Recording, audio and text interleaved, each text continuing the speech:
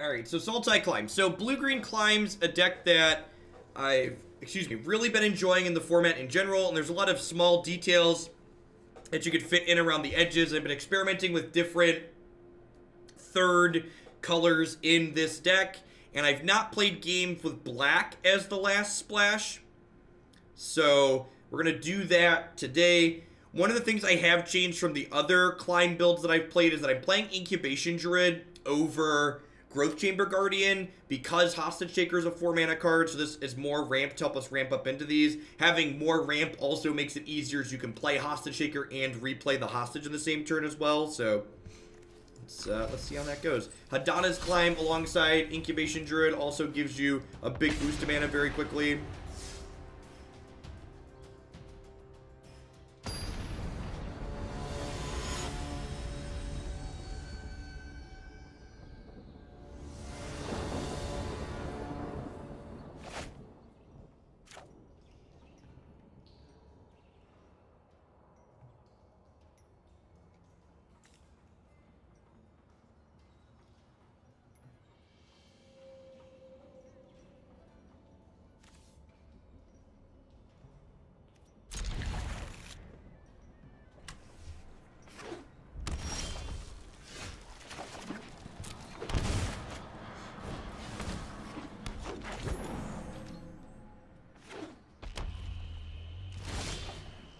Wow.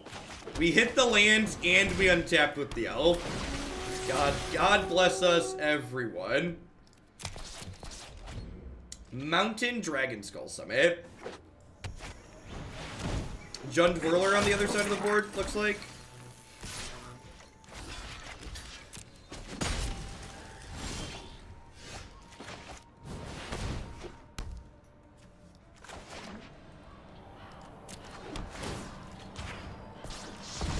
Not attacking here because I don't want the Legion War boss to attack it, I don't think.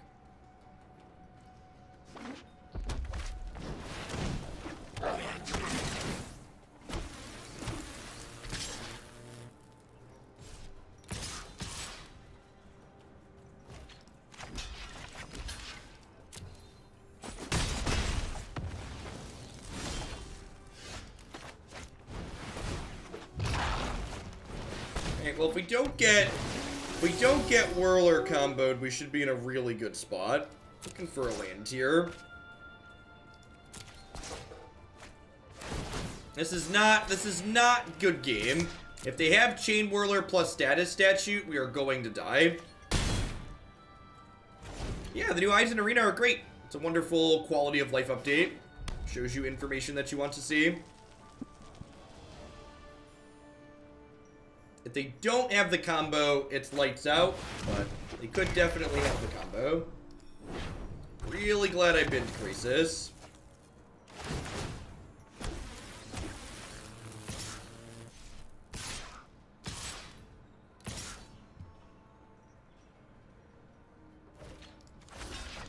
Yeah, I don't have tools to play around it, so it's just like hoping they don't have it is definitely the line.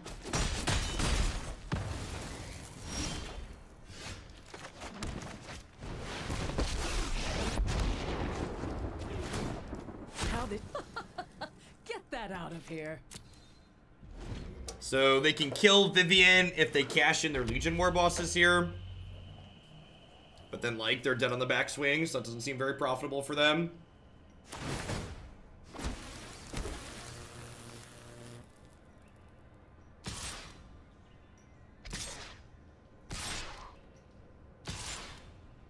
Really? Okay. Wonder if they have Chain Whirler here.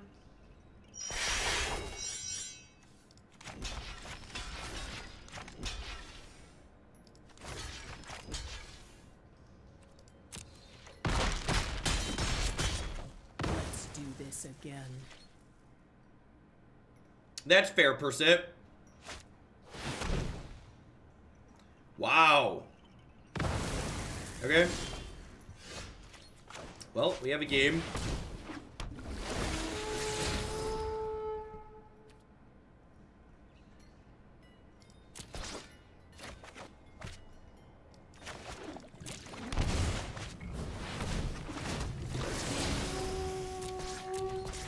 It's worth noting that if this was Growth Chamber Guardian, we'd be better off here, right?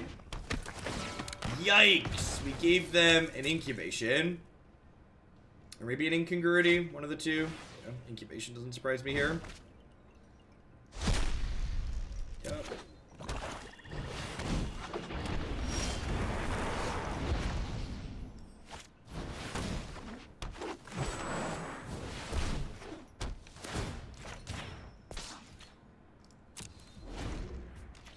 Well. Are they sweeping the board? This must be another Finality, right? Oh.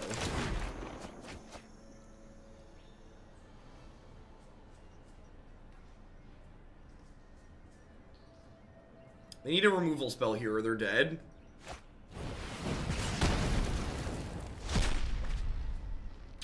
Land kills them, right?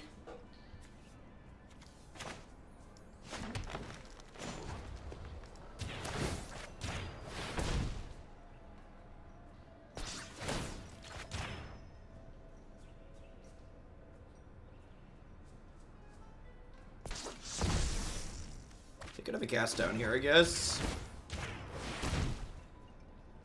This was on board, but they also just like drew 3 randoms. I think I'm supposed to make them have it here. Yeah. I think the attack with the Phoenix was aggressive, even with the Rixmati in their hand. With the double climb out, they probably shouldn't have gambled. Or if they were going to gamble, they probably should have lava coiled the 4/3.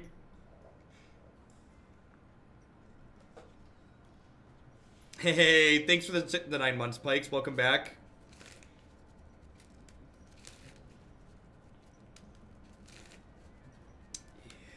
Yeah, I almost messed that game up. It definitely did not necessarily end up going our way. A little fortunate there at the end.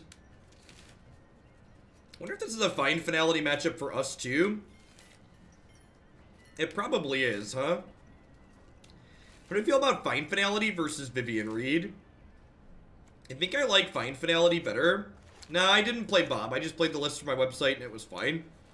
We went 3-2, I think. We went 3-2 and we conceded one of the matches because it was kind of a miserable matchup. I think Vivien's not amazing. Like, they have Dragon in their deck, but they also have Phoenix, and Vivien's, like, real embarrassing against the Phoenix. I think I'd, like, find to, like, pick my Krasis and my Hostage Shakers back up with. Go toe-to-toe on the grind aspect a little bit here. So, like, they have... Maybe I'm supposed to bring in Cast Downs or Assassin's Trophies in this matchup, just so I can, like, not get blown out by the Goblin Whirler combo. This Goblin Whirler combo is definitely a little bit scary. Being able to kill their thing in response to the trigger, in response to the power-up, is valuable. What was the record with Vaktos aggro? I have no idea. I don't usually keep track. Sometimes I remember the records, but usually I don't really keep track.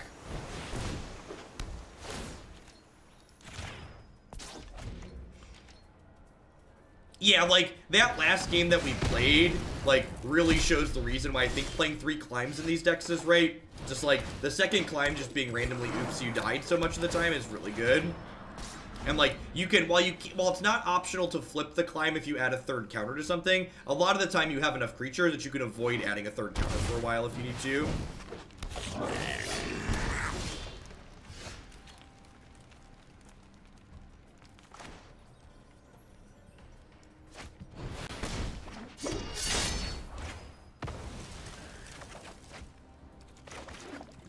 I'm going to keep stacking climb tokens on the Llanowar Elves here, just because next turn I would like to be able to flip this and then play a Giant Krasis. Elf Living through Chamberlain is something else.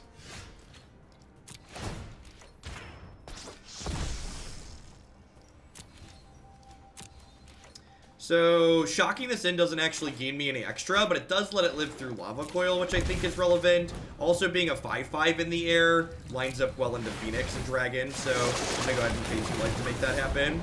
This being bigger is also good with Hadana's Climb, since it flamples.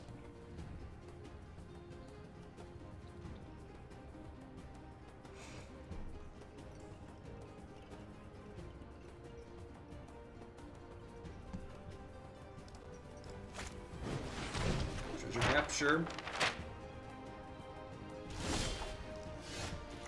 Yeah, it's another Krasis. Alright, well. Getting it out of Finality range is also meaningful.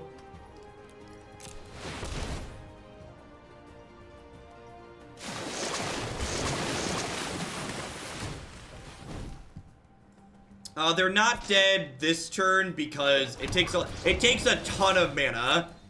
It takes chat. It costs 3 mana to cast this and 3 mana to activate it. It takes 9 mana plus the temple you already have to play a second temple and activate both temples in the same turn.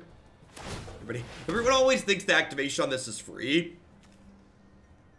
Takes a ton of mana to play and activate both in the same turn. It's late, and I'm feeling tired. So these people are great. Buy their stuff. These people also great. Buy their stuff. Back to the last deck of the night.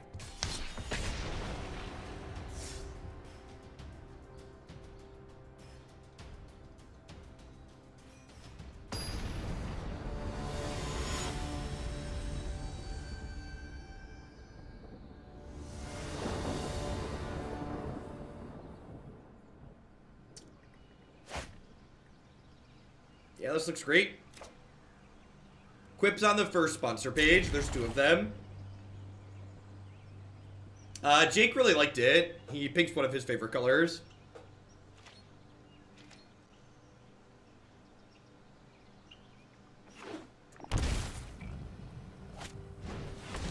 Yep.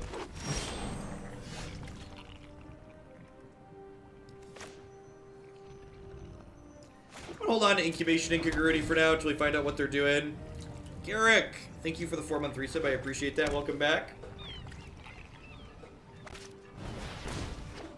Main deck Harpooner. Okay. I've been seeing main deck Harpooner in Sultai a little bit. It's an interesting direction to take things in. I am easier to pick out of a card now. Urkadar, thanks for shipping your Twitch Prime again this way. I appreciate that. Welcome back. There's a lot of great people who can ship those base bucks to every month. Thanks for sending them this way this month. Sure.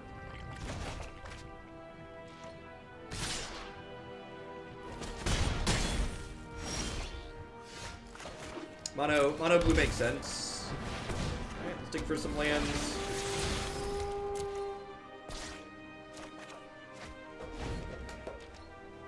Smells like pod, right? Exclusion Mage usually signifies Vanafir.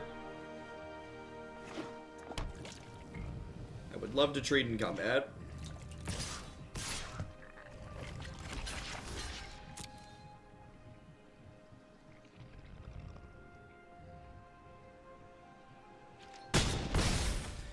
They're probably missing a color here then, right? If they're a Vanafir deck. Had to venture a guess.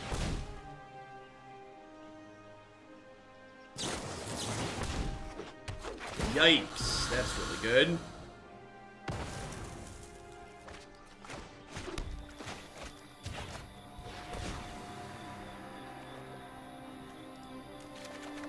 So next turn, I can Hostage Taker their elf and play it.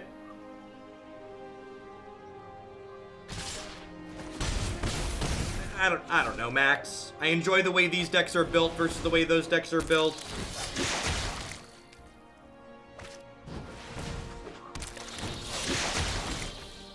I always feel like people are trying to paint me in a corner with questions like those. They're like, tell me it's better, Jeff. Tell me it's better. Tell me it's better. When in reality, it's just like, so many things in this format are just like super close to each other. Yeah, that Frilled Mystic was quite the beating. Just don't really have anything to do here. So I can Hostage Taker this, and then like have 2 blockers, then I go like block, and I take exactly 5. The Exclusion Mage into the Frilled Mystic was quite the tempo on the play. Yeah. It's like had so many cards in our hand, and just couldn't get any of them onto the board. Moment of Craving and Cast Down both seem reasonable, so we don't get out-tempoed this game. I want to leave in some Hadana's Climb. Vivien Reid seems a little bit slow. Incubation Incongruity is probably a little bit slow as well. Best type of card advantage. Killing them with cards in their hand.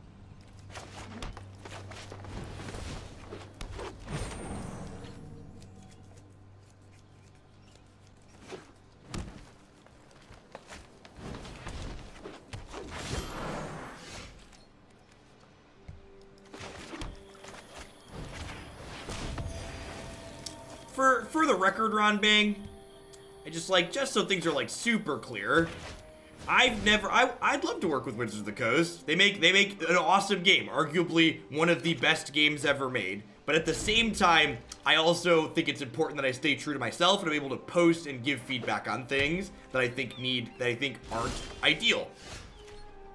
So that's what came of all that. Jadelight can stay there. Definitely need some more lands.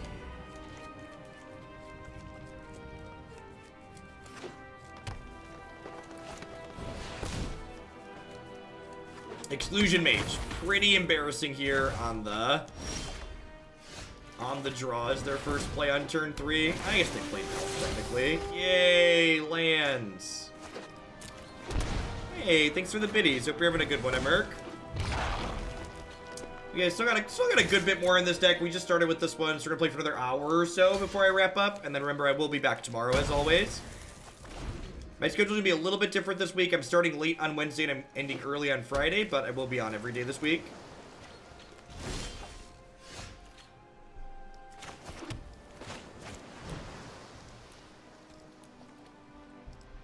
Alright, Frilled Mystic, my draw 2, please. Oh. Mono creatures that draw 2 cards, please and thank you.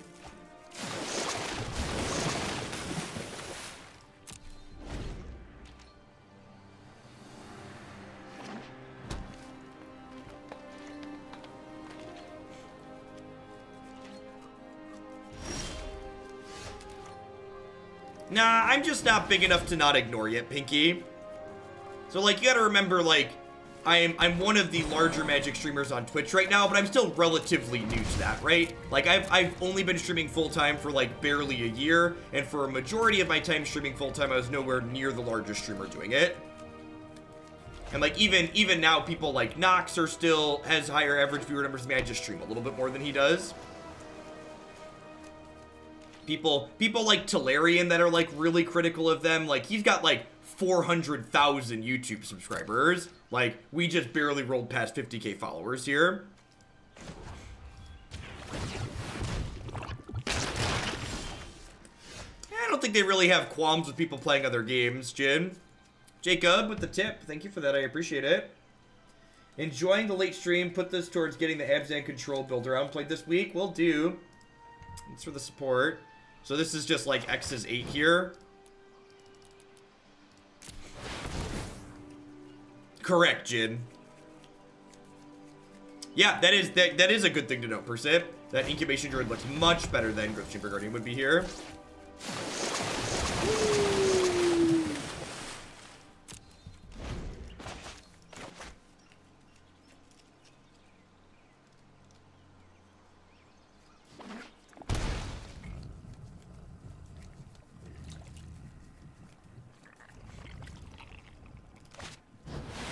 Nox is huge, right? Like Nox I think has almost 200,000 followers on Twitch, just because he came from another game that was larger than Magic. And I think a lot of the Magic people are doing regular stuff now. Like arena content is huge. Like arena's big in a way Magic was never big before.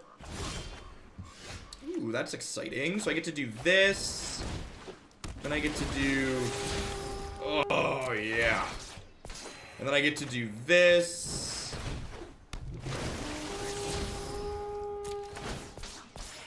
Then I get to do this. Then I get to cast down this. If I would have tapped my lands right here, I think I could have also played a Llanowar Elf this turn.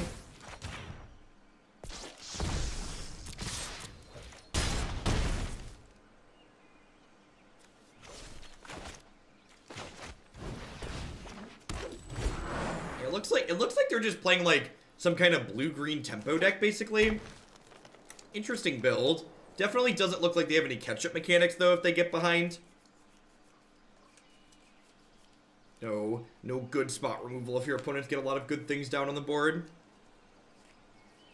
So I've got 4, 5, 6, 7, 8, 9, 12 mana for next turn. I agree, Rolk. I think there's a lot of lingering animosity, not only from my feedback surrounding Magic Online, but also from my feedback surrounding Modern.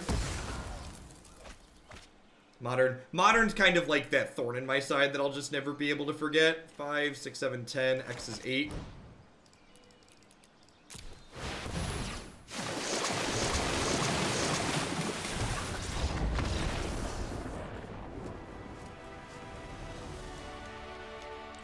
We had lethal? I don't know. If I kill them, I have to stop drawing cards, right?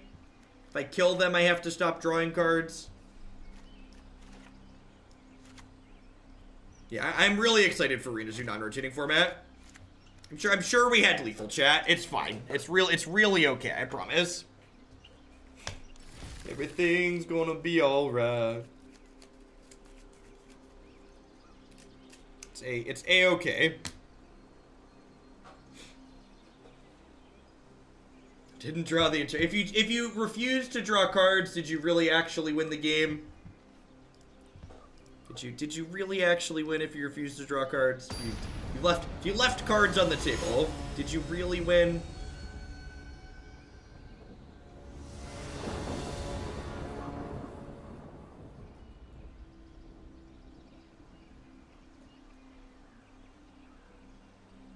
So, the natural progression of non-rotating formats, if there aren't bans, or if there aren't, you know, cards like Force of Will in them to slow things down, is that, what's going on, Chris? Thanks for the 33 months.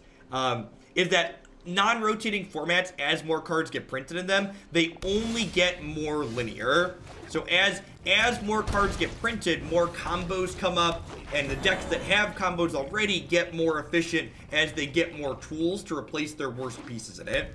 So Modern as a format right now is the most linear it's ever been because the format just keeps getting more and more brutally fast and efficient.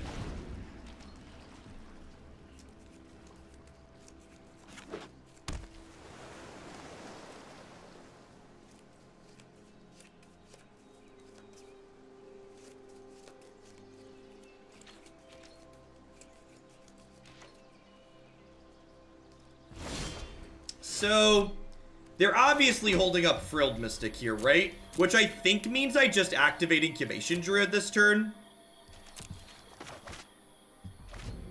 I think I just, like, don't play into their counterspell and just, like, make a bunch of extra mana.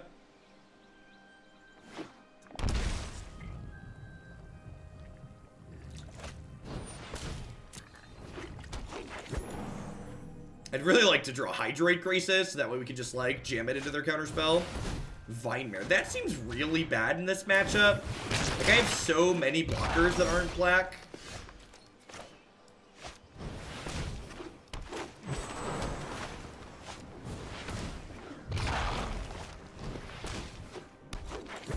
So you're waiting at Thief of Sanity, Double Strike, and Standard. You're a monster. I don't know the answer to that question, but you're a monster.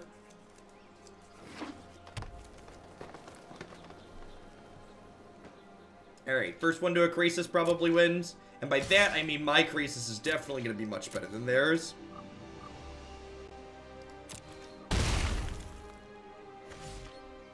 I don't think there's any constructed playable cards that could give Thief Double Strike.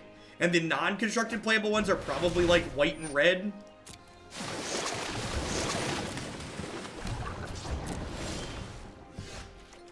Alright, well, we said our Krasis was probably going to be better. So, I have 4, 5, 6, 7, 8, 9, 10, 11. So it's just like a 9-9 Krasis. I could play, so I can play a 9-9 Krasis. Or I can fart my Incubation Druid and cast down their Krasis this turn. I'm probably just supposed to play a 9-9. Let's not be greedy.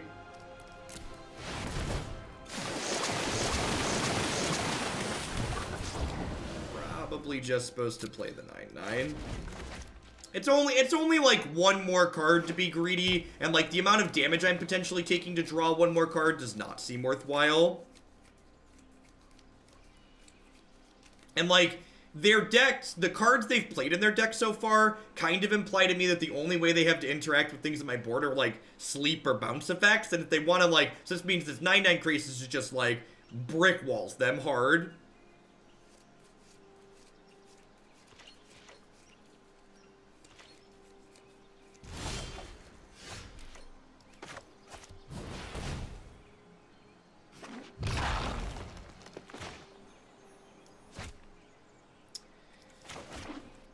It feels like they have, a Frilled Mystic.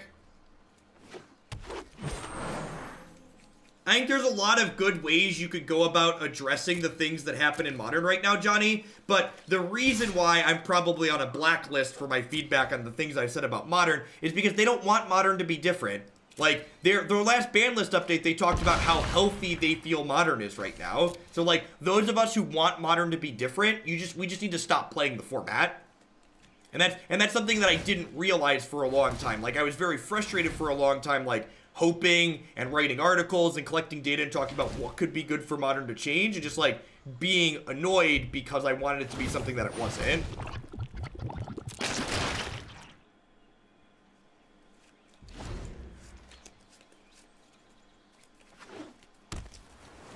They have a Krasis here. They have another Krasis. I have 2 cast downs, which is probably fine.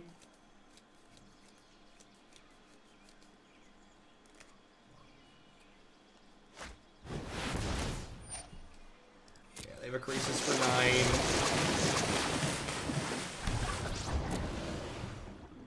That's all I want. All I really want is a non-rotating format where the ban list keeps it so you're not dying on turn 3 some amount of the time. I just want to not die on turn 3.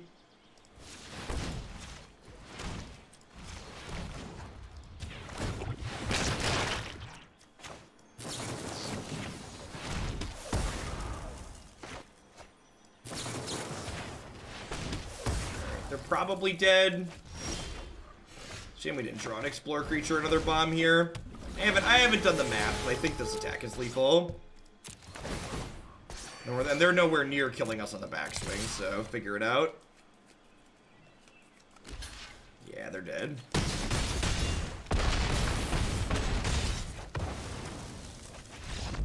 And I have this for the blocker.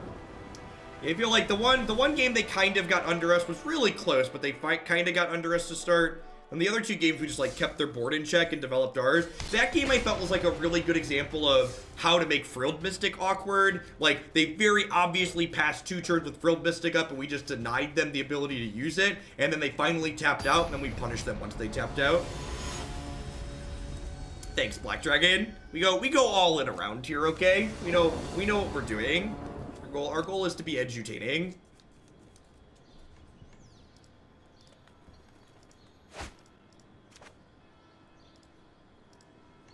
This hand is excellent. You want an Eternal format where Degenerate combo is considered healthy. That's Modern. You're a Modern player. Eternal and Modern Degenerate combo is all over Modern, and they consider Modern healthy. So enjoy Modern. That's why, and that's really a reason why Modern's fine how it is. If you don't enjoy combo decks everywhere, audio bug. We'll restart here in a hot second. If you don't enjoy combo everywhere, that's okay. Just play formats that aren't Modern. The problem is people want every format to be everything to everyone. They just can't be, right? Like, there are people who enjoy playing a bunch of linear combo decks, and those people can enjoy Modern. They should enjoy Modern.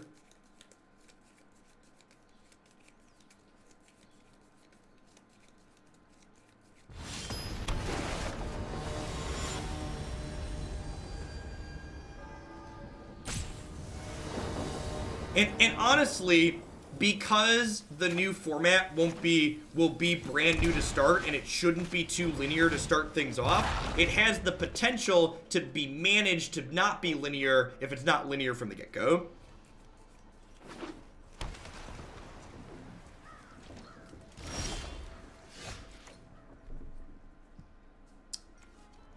I think I'm going to play Branchwalker here because they're pretty likely to absorb whatever I cast this turn. And I'd rather this get absorbed than Jadelight. Mortify, sure.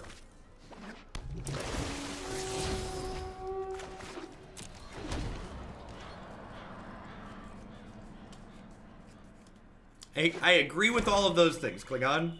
It is prohibitively expensive to get into and doesn't reward creativity for the most part.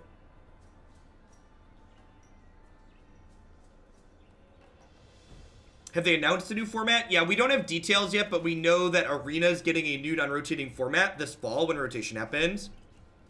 A mana base for modern decks is upwards of $200. It's way more than $200, right? What's the Scalding Tarn cost? So what's the Scalding Tarn cost?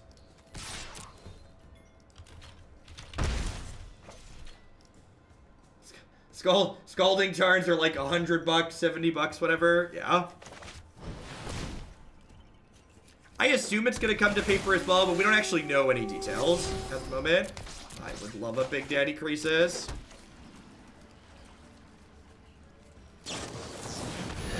Yeah, me too, Jacob. I really hope it's current standard forward. I think this current standard format has an absurd range of archetypes that are good in it, so like not starting here would be a travesty. Let's hold that thought. Aren't Mox Opals like a Benjamin apiece too?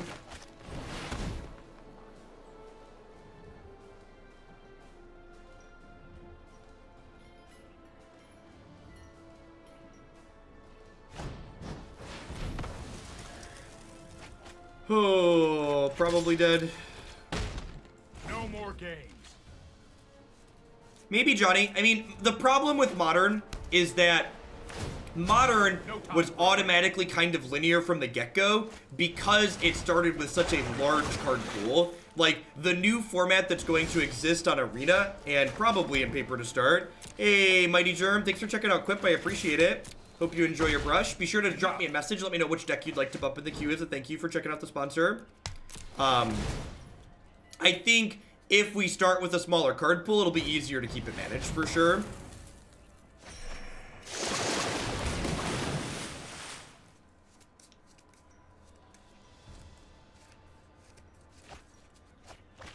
Sure, obviously you're going to be able to play anything that's already in Arena, Andrew Benson, but that's not saying they're not going to backcode a couple of sets too. So when we're saying, like, it's going to include at least these sets, it could include Kaladesh and could include sets older than Kaladesh.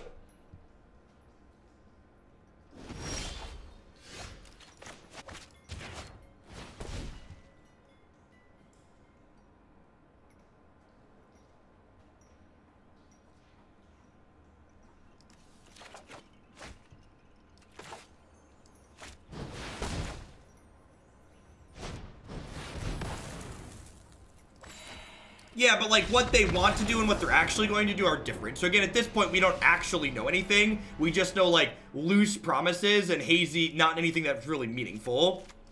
So like I get it, it's fun to speculate, but the actual answer is that like we just have to wait because we don't know anything meaningful at the moment.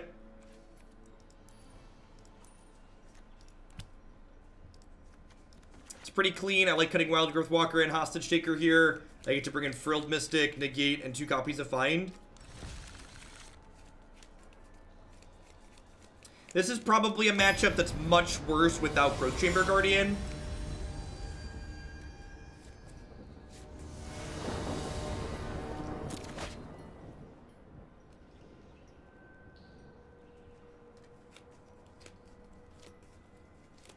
Yeah, I could see Trophy being strong here.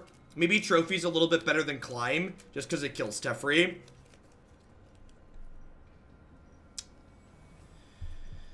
Oh, I'm probably supposed to mulligan this.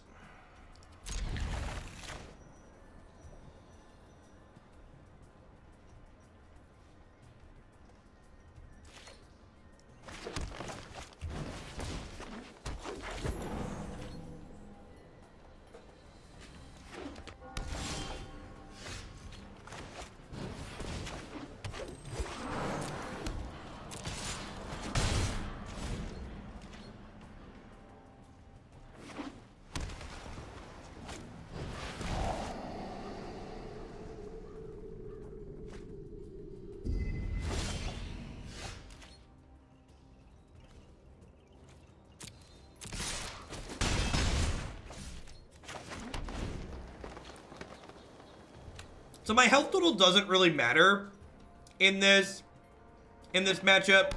So I'm gonna wait on this for now. Just so they don't necessarily know that I was gonna get to Krasis next turn. Okay. I think I preferred before we got RNA So the last Standard format is definitely my favorite format of all time. This one's still good, but the fact that the Nexus decks got so much better definitely kills a little bit of the joy in it for me. I definitely preferred last season a little bit, I think, when Nexus decks weren't really a thing. Or they were a much worse thing. They were a fringe funny thing, not the norm in competitive.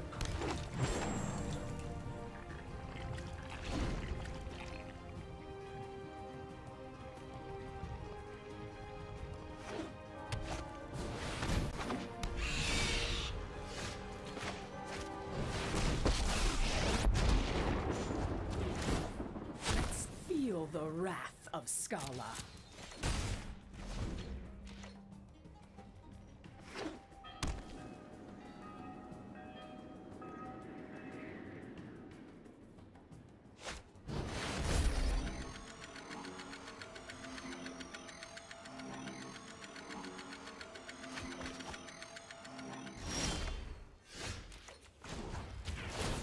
I've seen things that would break someone like you.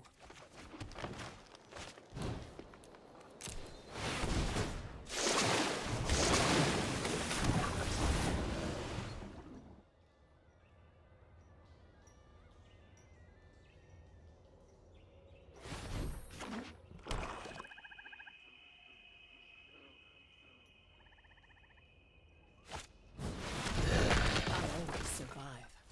You'll see.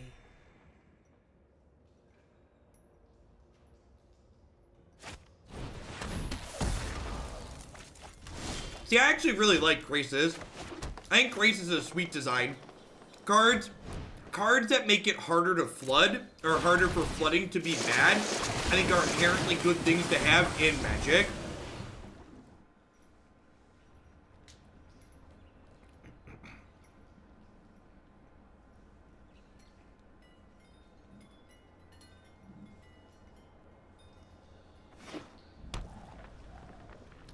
I don't think Standard really hasn't been mid-range battle cruiser Magic, as you just put it. Like, the last Pro Tour that we had a bunch of aggro decks present. Like a bunch of aggro decks.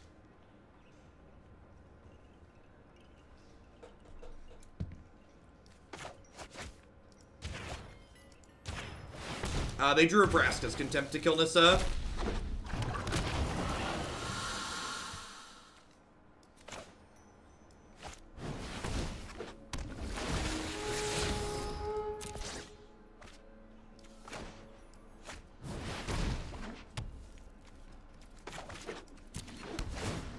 I'm out of. Worth noting here, imagine if this was Growth Chamber Guardian. How much better off would we be if this was a Growth Chamber Guardian? A lot better off, right?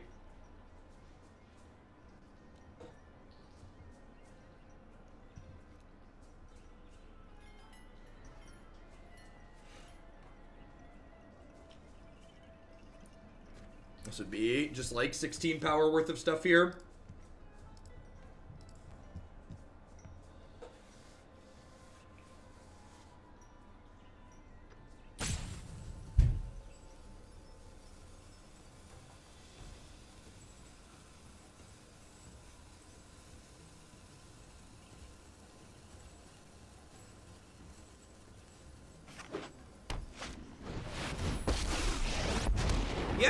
In fact, if you go to my website, there's a videos button at the top, and you can click Standard or Modern or Legacy, or check my favorite videos from each day, and see all the different things I play every day.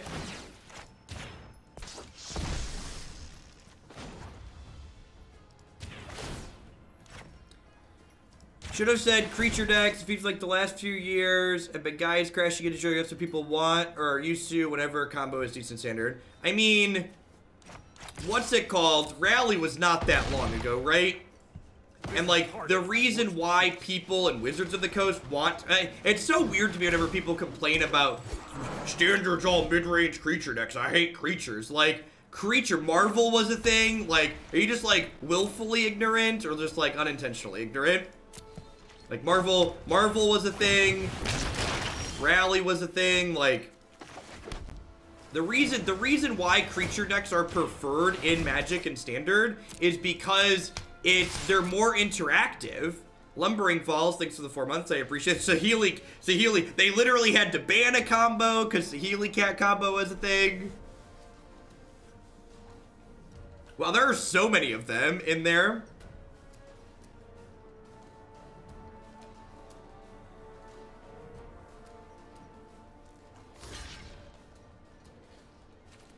Alright, the attack with the elf was bad. Maybe it means they didn't jump block my 3/5.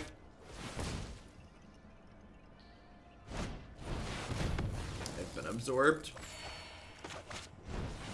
Maybe I should hold on to this in case they draw Kaya's Wrath. That's probably what I should probably hold on to this in case they draw Kaya's Wrath.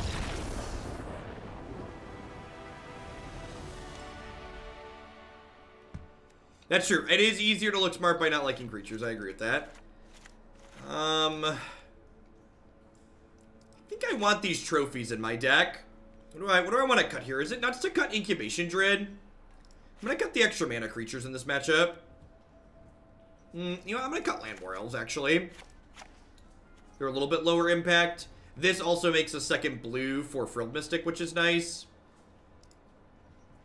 This does bring me down to 20 creatures. Maybe I'm supposed to cut an Incubation, actually. Although exiling Hostage Taker is pretty important. Let's try this. My creature count's a little bit low for my liking. Like, even 22 is kind of low.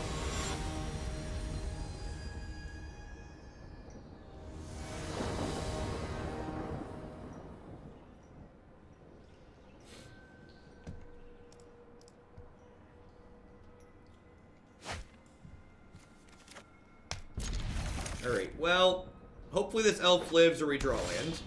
Alright, never didn't happen. That seems actually pretty good with the second land drawn.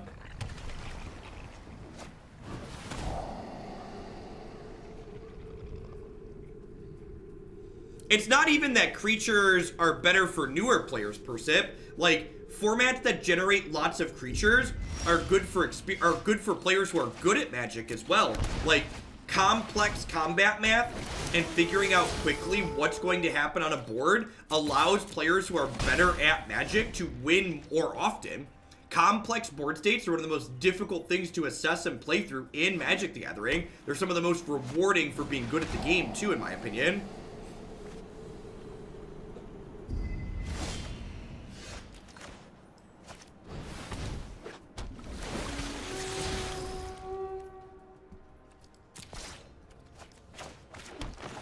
I'm bidding that because I want to explore here again and try into land.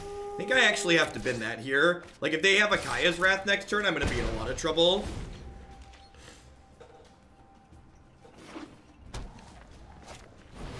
Just Leaf of Sanity deal. And, like, there's nothing wrong with liking combo decks. I'm just saying that, like, mid-range creature matchups are good for people who are good at Magic.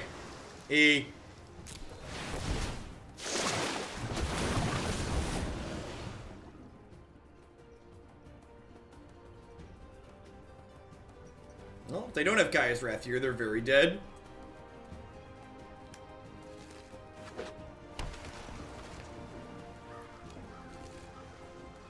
Even Teferi's not good enough here, right?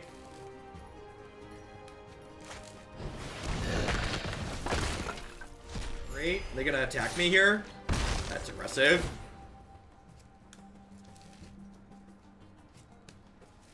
No, the lighting in my room is just really terrible.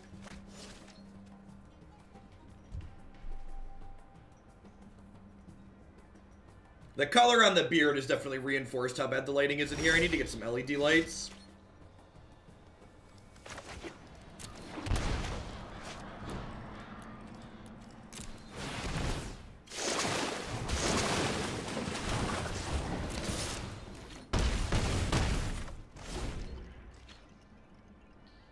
Yeah, I agree with that, Persip. The creature combat in Magic is one of the things that really separates it from other card games and makes it really innovative and interesting.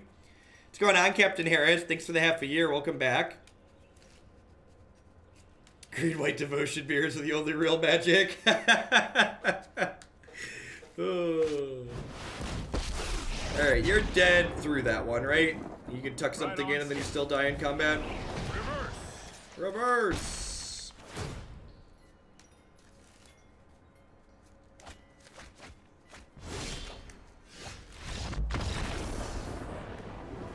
Correct. Yeah. Yeah. The only reason that I top-8'd tournaments during Eldrazi Winter with Kiki Cord was because Kiki Cord was a deck that was very good at gumming up the board state, and there's a lot of players, even when their deck was better and more powerful than mine, that, like, they just started making bad decisions because the board state was big, and I was used to big board states for having played Kiki Cord for so long.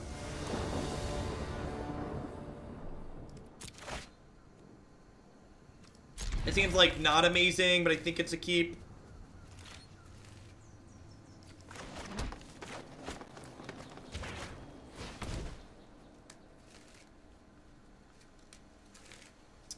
I'm gonna take Hostage Taker in the dark here.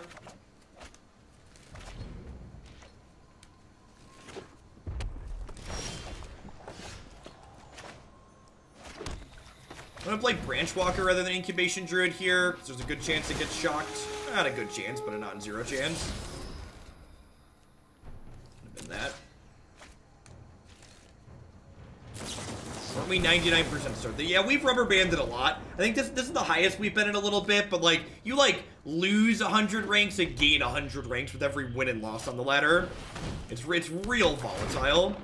What is Kiki Cord? Kiki Cord is a modern deck that is a creature toolbox deck. It's also not a particularly good deck.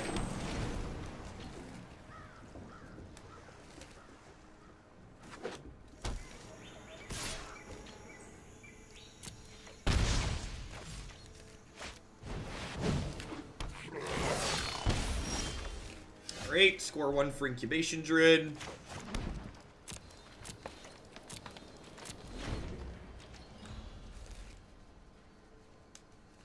Carnival Carnage is interesting.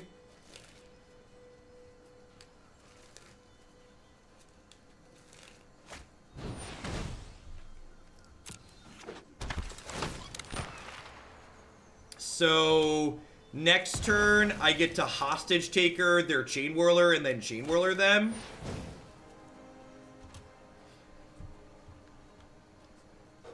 Yeah, the software stopped showing the other one. You don't have to keep track of which one.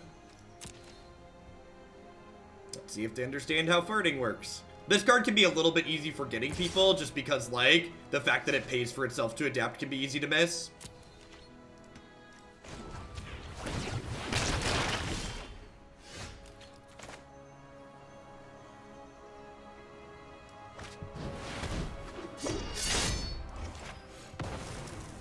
Yoink. Get this into play tap. Another point for Incubation Druid here. Looking really impressive. We have 5, 8, 9, so we're gonna Krasis for 7 next turn.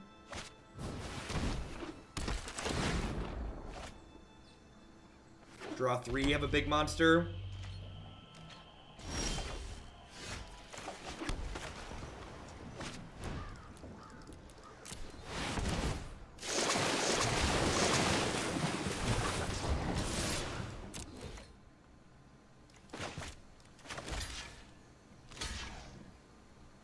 Alright, so this double block implies that we're not about to get comboed next turn, which is good for us.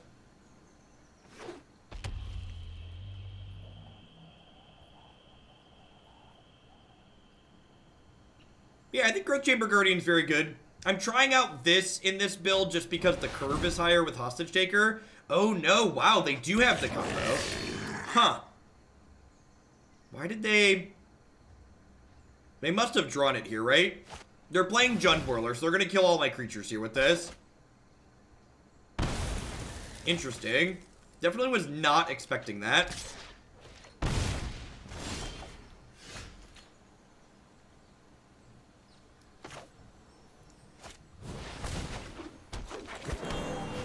I'm just gonna go ahead and make this a 3/5. I'm gonna hold on to Hostage Taker for now in case they play like a Phoenix or a Dragon. The Jund Whirler deck's very good, by the way. We played this a few times on stream. You can find my preferred list on my website.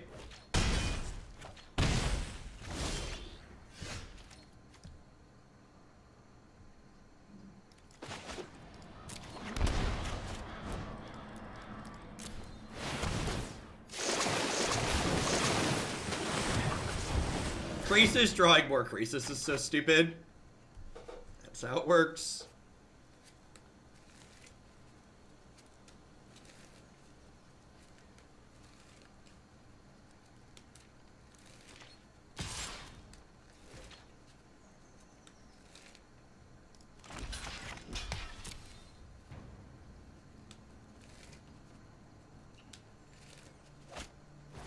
Sure.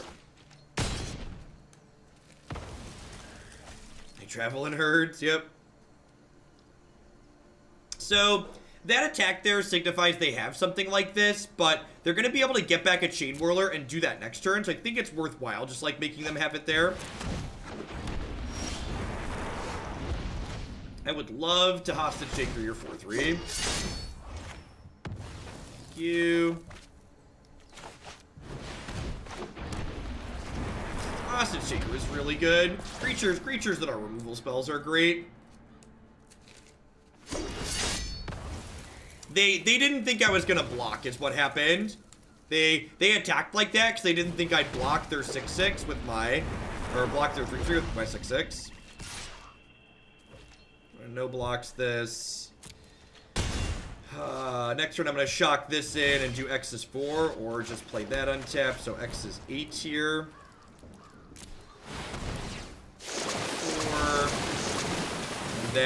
And this is just the power of the Explorer package, right? Like, we're not getting outcarded this game because Hydroid Krasis is, like, impossible to outcard, but they might be able to aggro us out of the game, but then, like, the Explorer package just means we're not going to get aggroed out of the game either. Actually, are they dead? No, they don't die next turn because they have this, so let's just go ahead and do this. If I gain infinite here, we're good to go.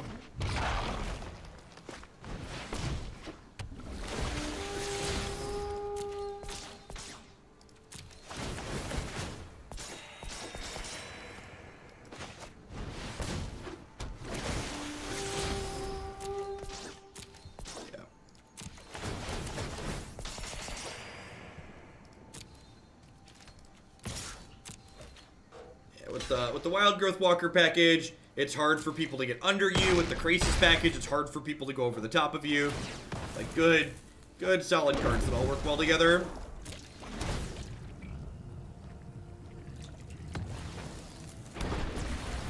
And, like, even if they, like, have Whirler statue this turn, I just, like, drop a giant Krasis next turn.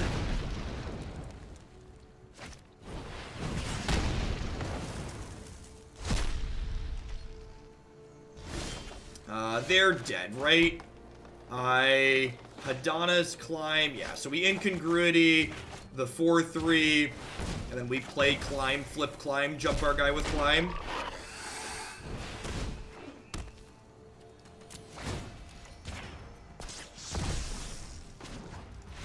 $12. I really like this card. So, Sultai's obviously like an established good deck in this format, but the thing a lot of Sultai decks are not doing right now is they're not playing Incubation and they're not playing Climb. And I think this, like, this core is just so reasonable right now. Alright, is it crazy? I think I'm going to cut my Llanowar Elves here just because they're on Chain Whirlers. I'm going to bring in double Trophy and double Cast Down. Maybe Cast Down's just better than Trophy. They don't have that many enchantments that I want to kill, and I have Vivien for the few that I do.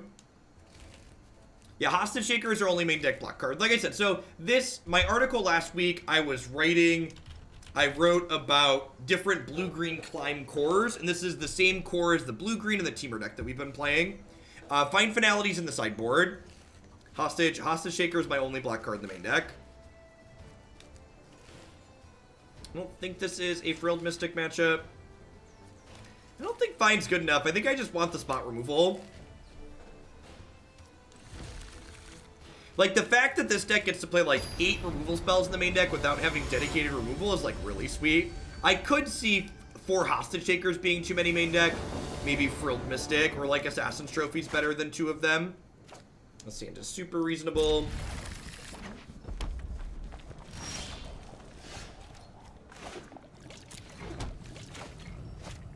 I'm gonna hold on to this for now, just because we might want to exile something with it. I'm gonna lead on this rather than the Incubation Druid, because they likely have a removal spell, and this will certainly die. Climb. I don't think I'm at a point in my life where I want to climb. Would you like to see more on-cast triggers tacked onto monsters like Krasis? I'd like to see less can't be countered and more on-cast triggers, if that makes sense. So, like, on-cast is a way to make a card pseudo-uncounterable without making it completely uncounterable.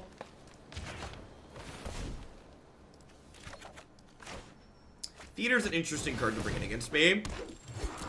That's the way I think about Krasis, right? Like, Krasis is a card that's half uncounterable, essentially.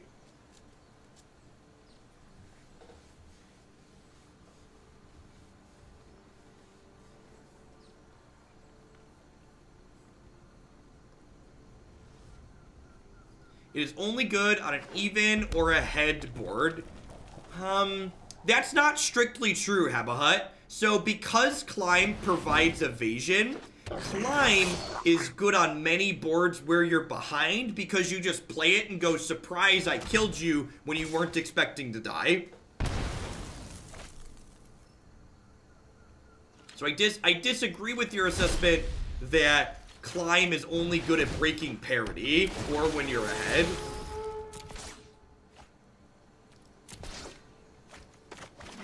I've definitely used defensive climbs to, like, block flying attackers as well.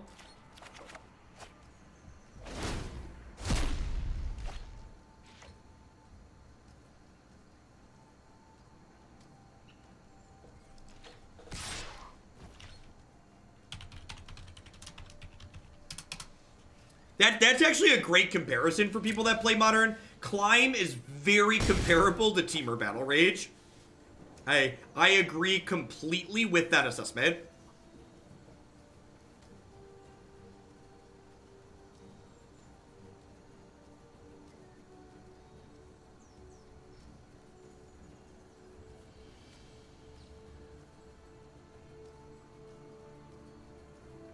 You didn't read the command, Habahut. I'm just gonna give you a timeout rather than deal with you. Are we dead? Feeling pretty dead.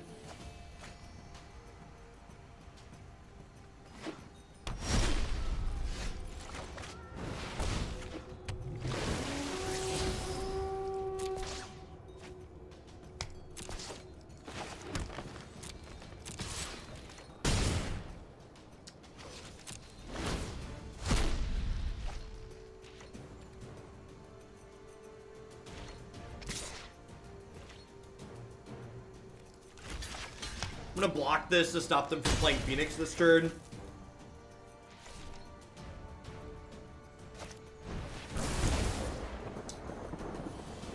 Less than successful at our goal.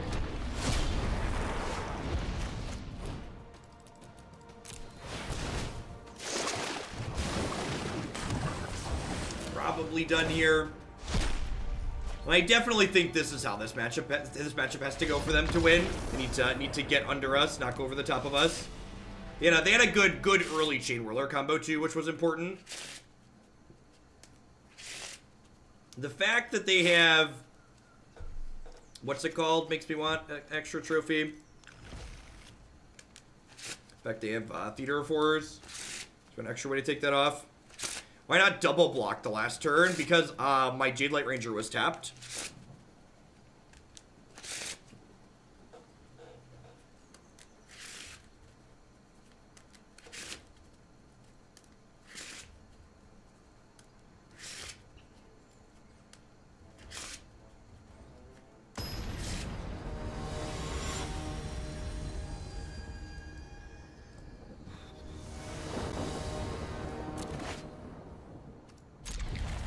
This is fine. Need some land, but, like, pretty reasonable. It's the deck I'm shuffling. It's an old casual deck I built when I was a teenager.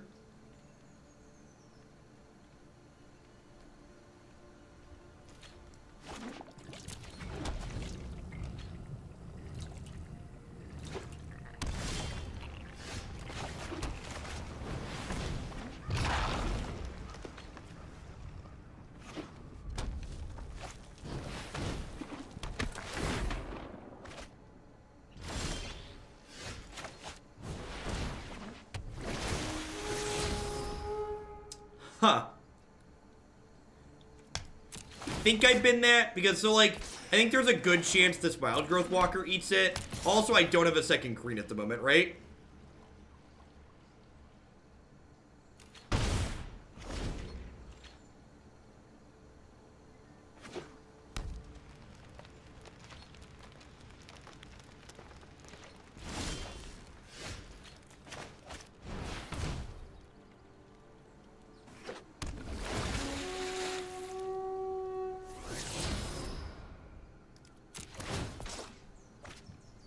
I'm gonna go ahead and attack with both of these, offering this trade, because if they Chain Whirler combo me next turn, I'm just gonna lose all of these anyways. Is there something you're looking for, Dant? If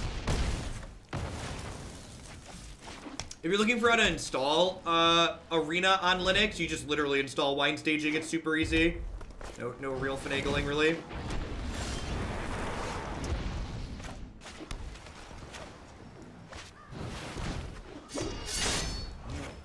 Might be a little aggressive.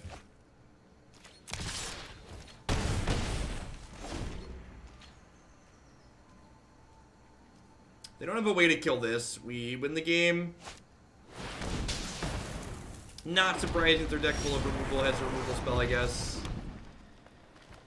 Oh, we're kind of spent here, right?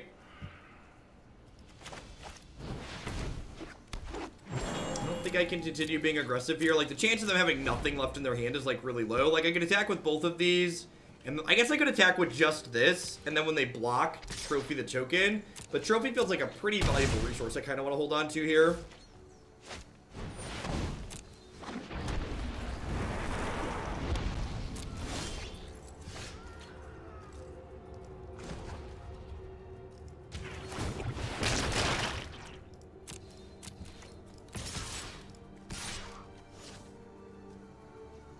They had the combo, they probably would have done it last turn, right?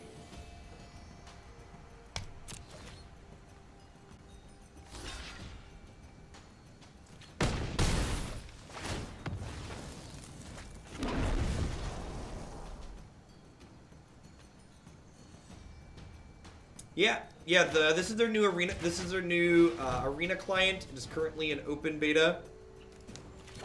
It is very slick. Definitely does justice to one of the best card games that's ever been made. I could have been a little bit conservative this turn and, like, held up trophy for the combo, but I think it's okay that I didn't.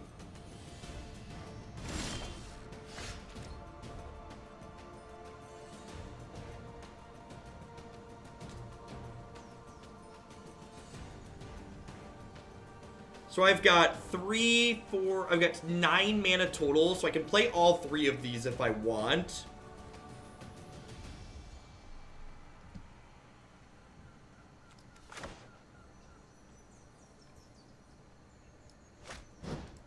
This is going to make me discard a card next turn, which I really would rather not do.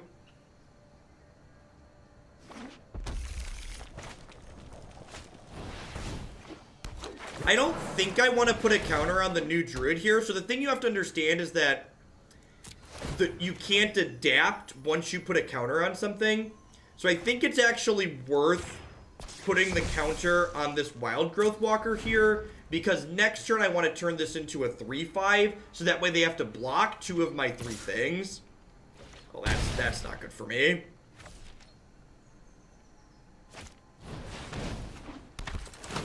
Oh, that makes sense. Okay. Play Crafter, sweet, with Forget the Phoenix.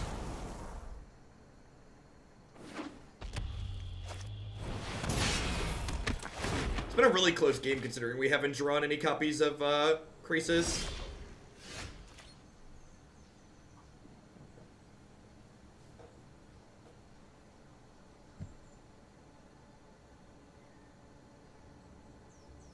So, if I play the Jadelight pre-combat and I don't hit a green source, I can't really attack this turn.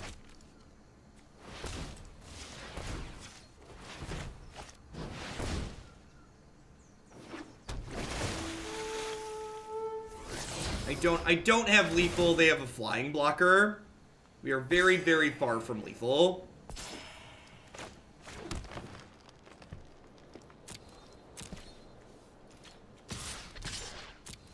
I don't have trample. This only gives flying.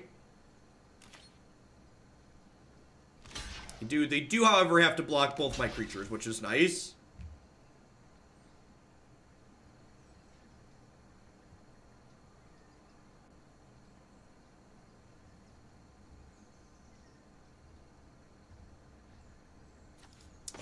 Yeah, the modern card designs, the biggest difference between Magic now and Magic from a long time ago is that Magic today is a lot more focused on creatures and less on spells, because creatures tend to be a little bit more interactive and have back and forth play to them. Yeah, they did have Death Touch here, so we're kind of waiting on a Krasis to come off the top of our deck. Did I bottom a Krasis on an Incubation earlier this game? I am at 24 here, which is convenient. And they do have to leave a flying blocker back, or they're just dead to the Incubation Druid plus climb. So, like, they need to get Krasis before... They need to kill us before we get to Krasis, basically. Alright. Yay, Magic! So this is, 8, 11, 12... I would like to draw 5 cards, please. Can we pour one out for Incubation Druid, please? Can we pour one out for Incubation Druid?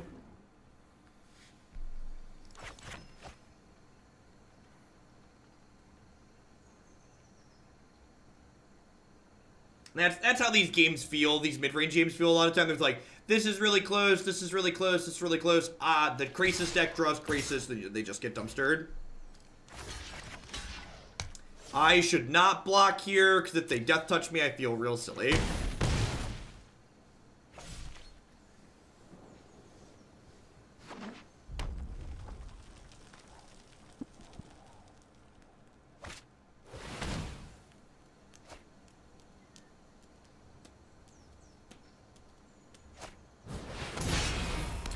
Angrath would have been lethal there, wouldn't it? So I have them dead through a single removal spell here. Oh, if they have Death Touch, they could just spot remove it anyways. Yeah, that's a good point. Yeah, I like that point.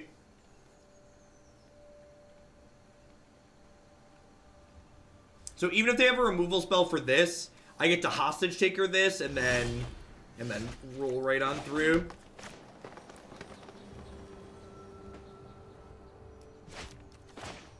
Actually, I should... No, this is fine, right?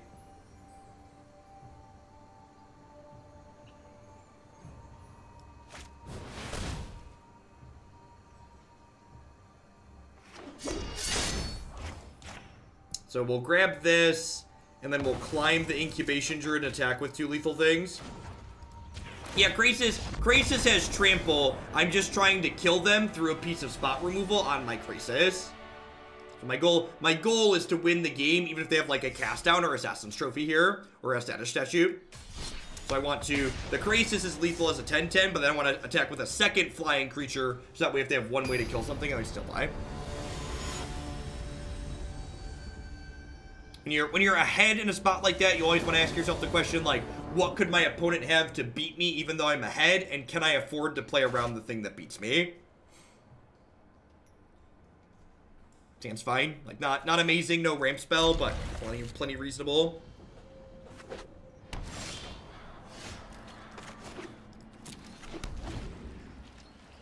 Vraska's Contempt is on a card that their deck plays. One is rank 28. Serious business. Climb sounds great. Climb is very good in these Sultai mirrors.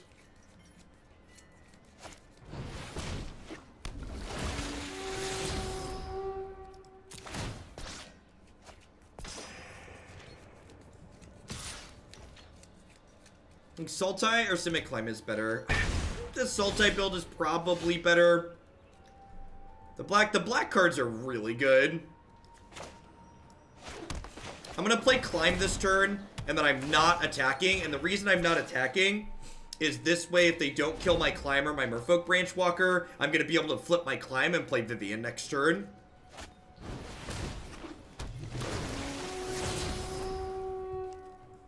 Oh, there's their third land. Definitely no blocks here. I'm going to go ahead and leave this back on defense. And then even if they play Vivien and kill her, I then like play a Krasis of 4/4 as a follow-up. I've lost meet my newest friend. I think I'm in for Hostage Taker here.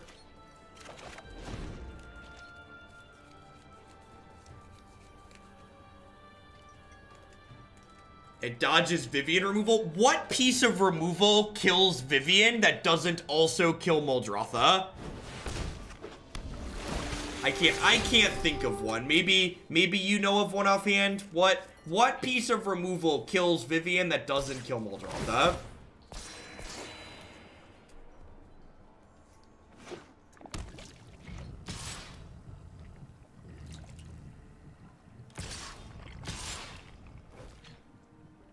So I have to decide here.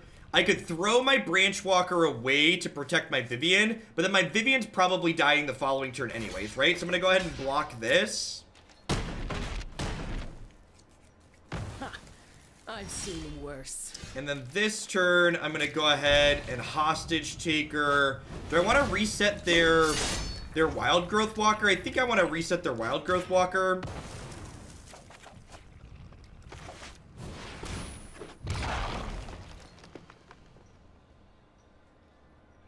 You'd take out Merfolk Branchwalker to add a 6-drop to my deck. No. No. No, stop it. This attack's probably too aggressive, just because they're at such a high health total.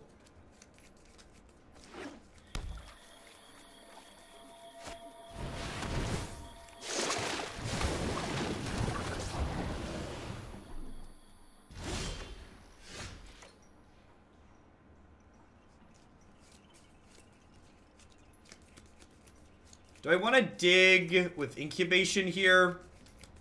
I feel like I might. I could also just Krasis and then, like, jump this and attack for 10.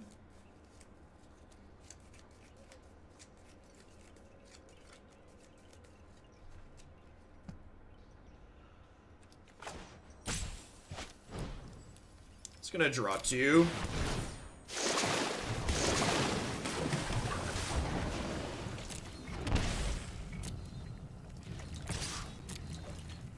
Welcome back, No Lava. I can Incongruity in response to Hostage Taker, but I don't think I'm really worried about that.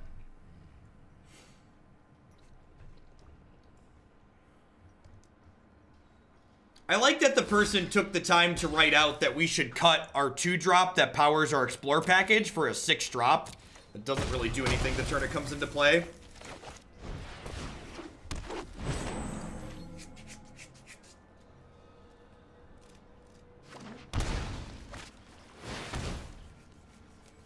Woof. That is a big reason to have shocked in my land and made my Krasis a 5/5.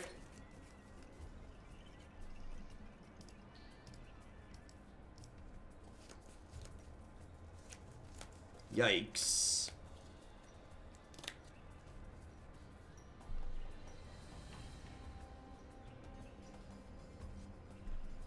Huh.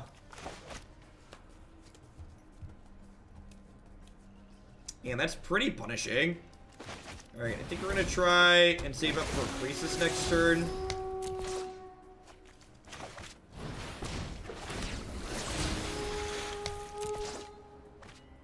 I have still been conceding to people who are in the top 50, but Sauge, they got, I'm pretty sure they're on the invite list, right? Mythic Invitational. I'm pretty sure they got an invite just for being a streamer from another card game. Yeah, they're already invited to the tournament, so I don't need to concede to them.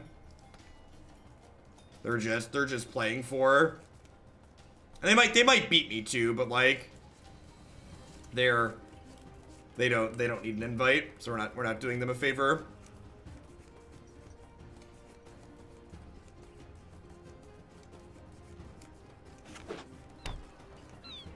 They drop a climb, we're dead. You're not wrong. That is accurate. I have no idea how their username is pronounced.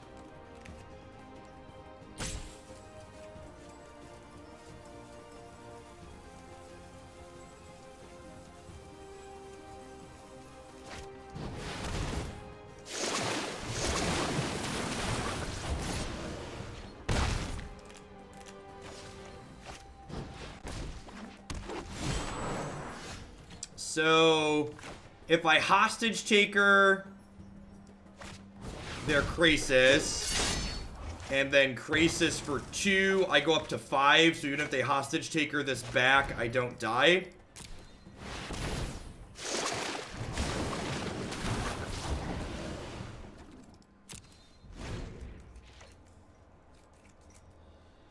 Lou Mason, here's a question for you. If you donate $5 to one charity, is that like taking $5 away from someone else?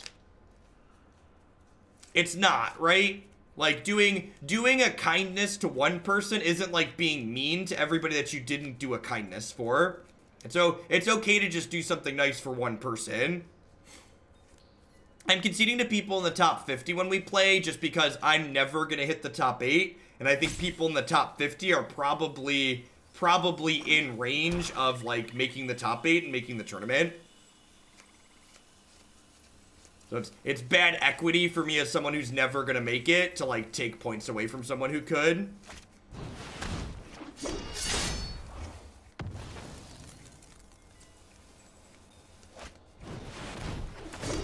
The old taker the taker, love it.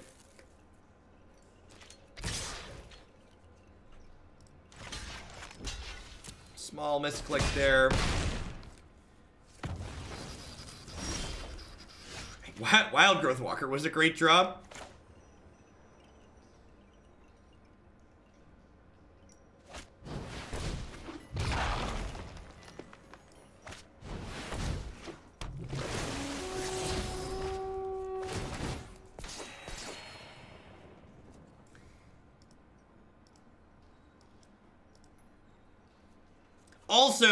Also, and this is as someone who enjoys good tilt equity, the number of people in my chat who get flipping tilted that I'm conceding to people in the top 50 makes conceding to people in the top 50 such good stream equity. Just like, every time it comes up, there's so many people that are just sliding out of their chairs at the idea that I'm conceding to people in the top 50 because I'm never gonna make it is just like worth its weight in gold. My attack was bad. I think his block's bad too, but my attack was definitely bad. I'm way too low and they're way too high for my attack here to be good.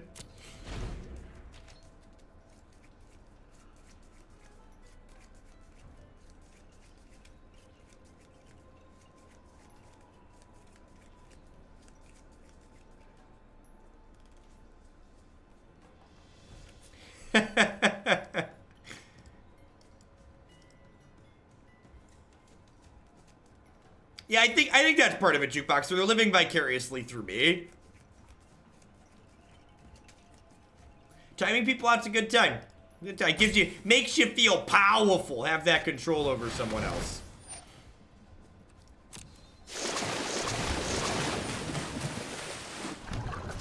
All right, so they're not gonna attack because I have Temple.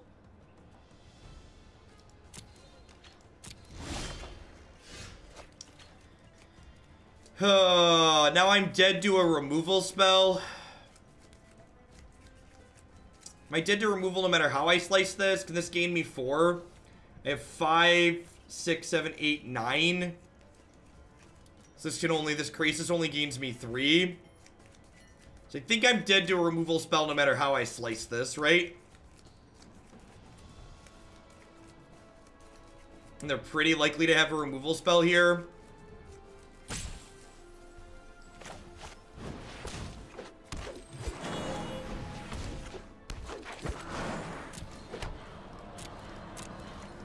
So, regardless of what I do, I die to removal here.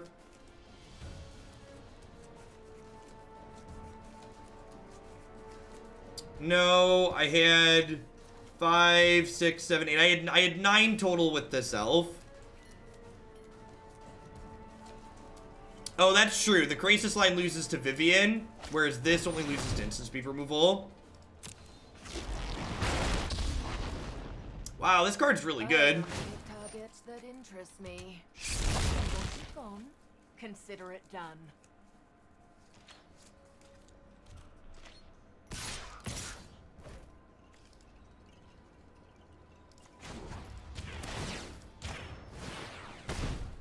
There's a pause here, so I assume we're dead.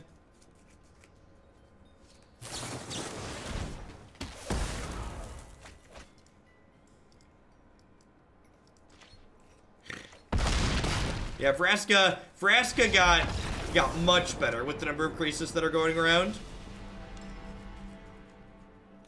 Find Finality's great here. Hostage Taker's wonderful. Krasis is obviously good. I think I'm just gonna trim 2 Wildgrowth Walkers for 2 Find Finalities and ship it.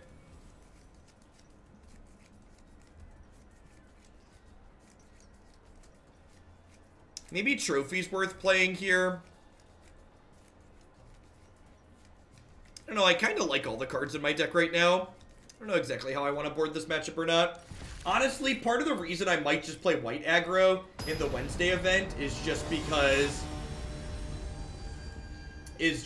I kinda don't want to sit through these mirrors. These mirrors are kind of sloggy, and I'd rather just like play something more proactive.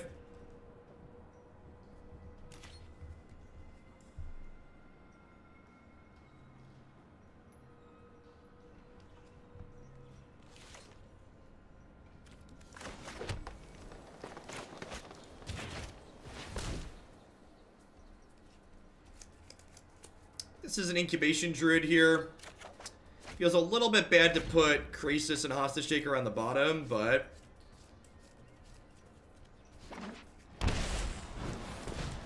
No, I said good players who want to grind out small edges prefer mid-range games. I never said I personally prefer mid-range games. I'm old and fat and dumb, Chad. I love just, like, playing my cards out and killing my opponent because my cards were good.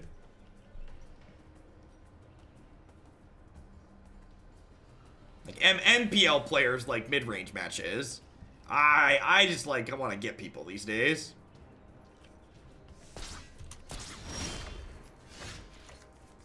What's the best version of Climb? I don't know. Follow your heart.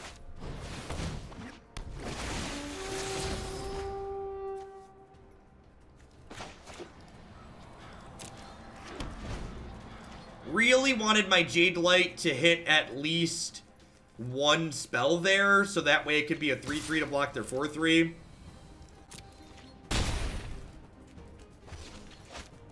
Five color Climb, yep.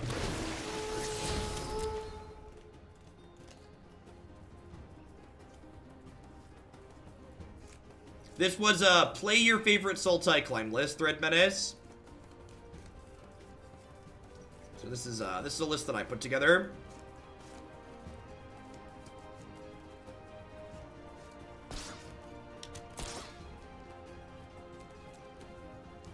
Getting ahead on mana is pretty good here. So I think I'm going to go ahead and do this. Oh, that's something. Huh. I'm going to Hostage Taker their Llanowar Elves here. It's not like I was on the play and I have double ramp creature, basically.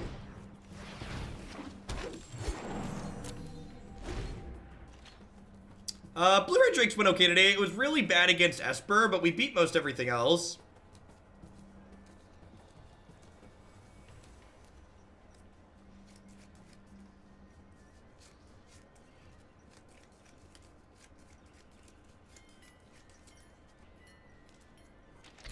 I'm gonna go to 6, or go to 8 here, go to 6. I'm gonna go 6. See what they do. Depending on what they play here, my next turn might be Hadana's Climb, tag my Incubation Druid, play Vivien post-combat. Doesn't seem unreasonable. I would say, I wonder if they naked hostage taker here. They might take my Incubation Druid.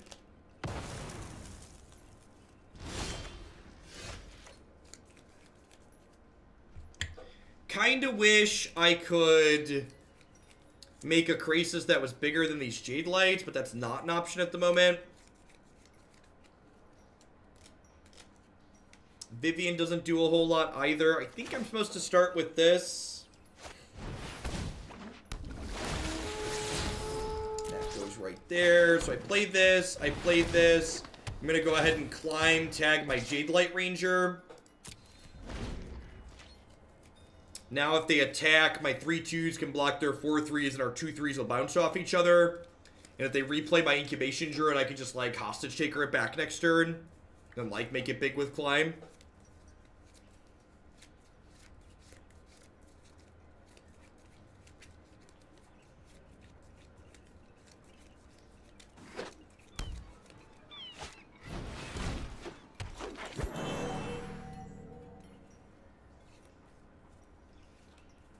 Why would Vivien be bad for me here? I could have a removal spell.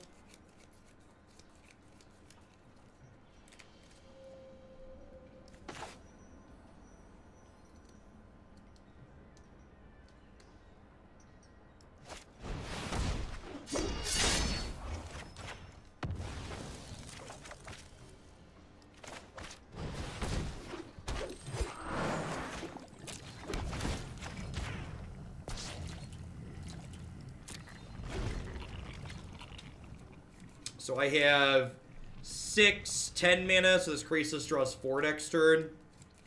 And they're only going up to 6. I guess if they have a Finality here, that's real bad for me. Finality would let them hit me for 2 and leave them with a 5/6.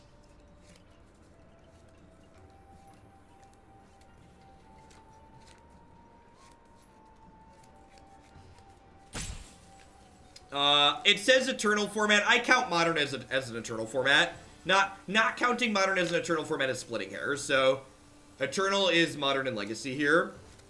Although more Modern than anything else, Blue Boys.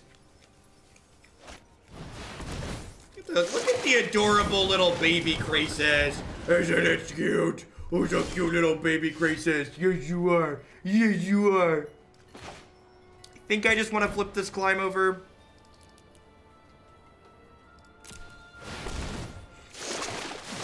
Climbing on up. Do do do do. Do do do do do do do do do do.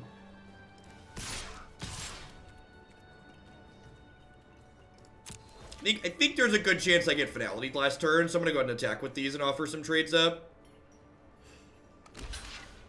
This is maybe a little bit loose against a piece of spot removal, but I think it's fine, especially with this Llanowar Elf jump blocker. Pressuring their health total makes my climb and play a little bit scarier as well.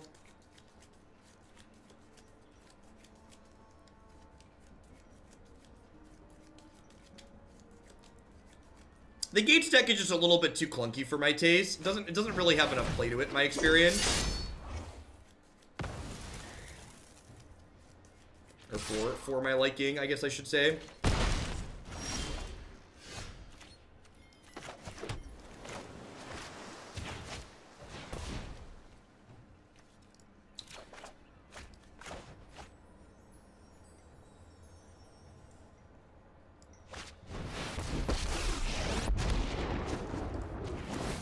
Let's see. Sometimes restoration means retribution.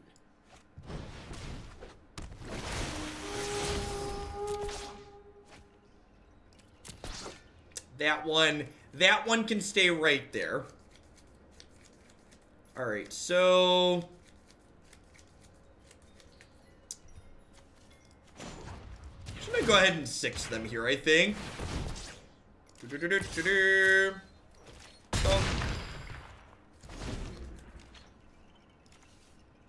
Oh, I guess there's no... Krasis in my bin because they hostage took it. Well, I could just play my Vivien and shoot it down, right? So we're probably gonna end up with the Krasis in our bin at some point.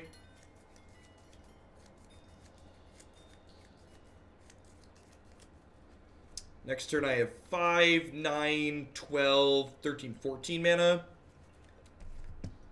Vivien's gonna get to dig deep looking for another Krasis here also.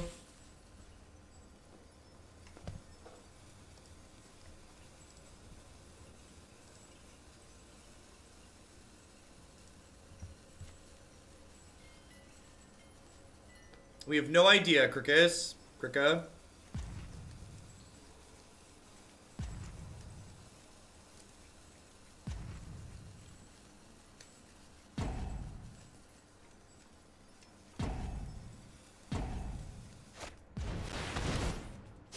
Yep.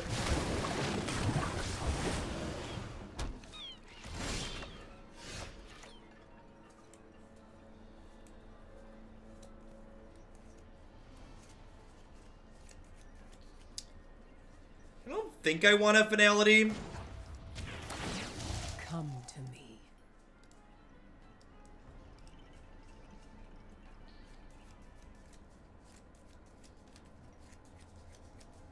Is Vivien plus Hadana lethal?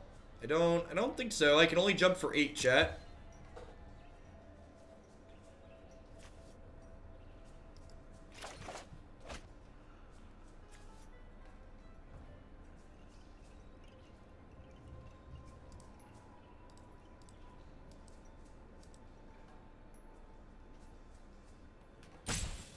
Swing with the board plus Hadanas? No, they block my bigger things, then it just doesn't matter.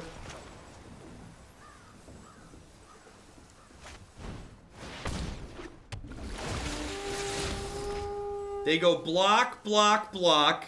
They take 4, 5, 6, 7, chat.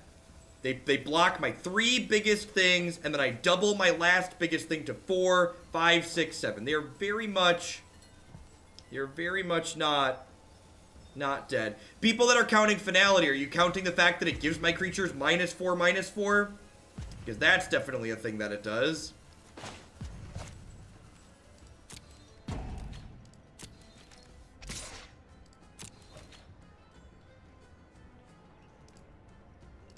How many times do I have to count it?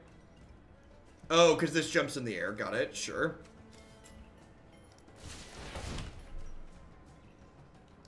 Alright. I'm just timing everybody out that's telling me. It's not. I don't care. I don't care.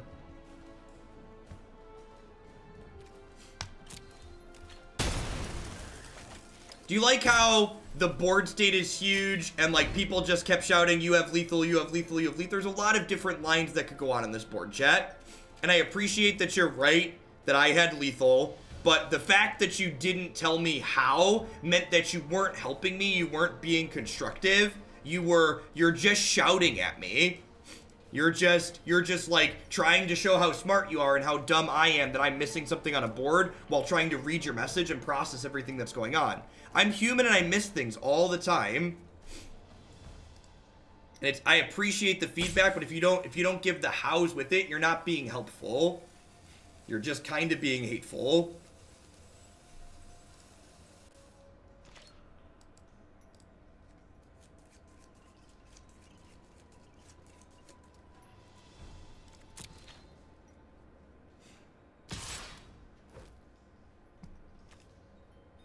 It's not about being sensitive at all. It's about being constructive and helping people actually learn rather than putting people down just because you want to feel smart.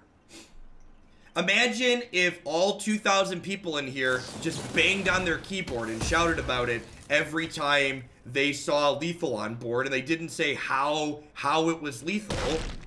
Like, the reason why I'm able to read and respond to so many things that happen in chat is because we time out and remove messages that aren't helpful, which means eventually we get rid of all the people who aren't interested in being helpful. Before I make you disappear. Sure, that's great. It's great that, like, by the time you explain how, and if you think it takes too long to explain it, then just don't type. Like, if you're not actually taking the time to be helpful, you're just creating noise in the chat.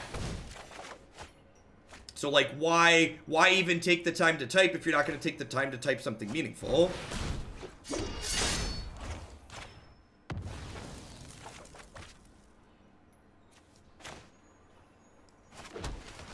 I have 2, 6, 7 mana.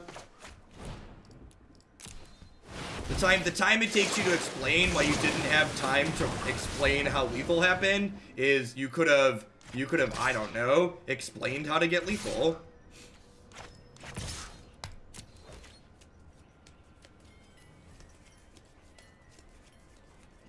I get it. Like, the way we do things here are different than other Twitch chat, but that's why a lot of other Twitch chats are just like cesspools of spam.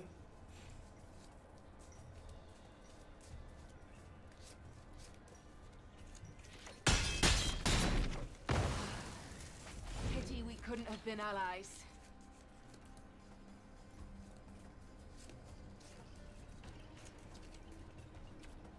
And here's the thing at the end of the day, chat. I don't care if we miss lethal. Like, learning is the important part. So, like, trying to make things, like, try and catch me to annoy me to, like, make me go back and do more stuff rather than just, like, being helpful from the start. If you don't get to it in time and I, like, pass the turn, that's okay. We can talk about it. But I can't even dissect what you're talking about in a constructive way if there's not any meat or anything meaningful to it.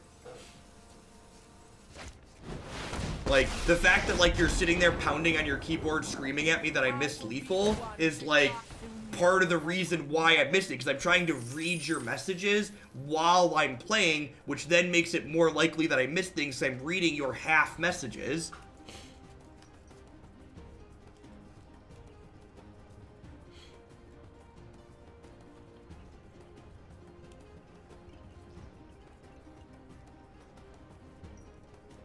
No, the people, I actually had lethal the turn that these people are talking about. Like, I had a second Vivien Reid I could have played there.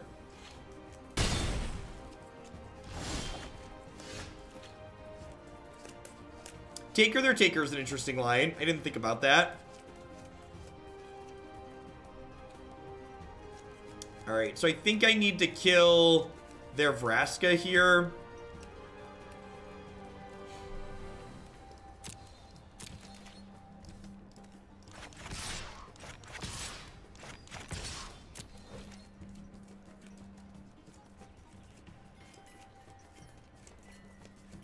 I'm sure I'll need to I think I banned a few people in there instead of timing them out by a mistake.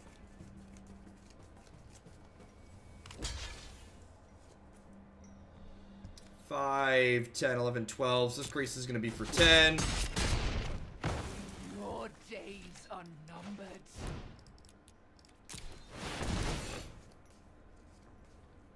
And ban most of them as we went. God bless Larynx. It's like the thing, like most things in life, the people that are saying they weren't explaining themselves because they didn't have time, most shortcuts end up costing you time in the long run. So, like, the amount of time I lost trying to figure out where lethal is when people were shouting, you have lethal, and then, like, explaining why the rules are how they are, that all took much longer than if people just, like, took 30 extra seconds and typed out what they meant.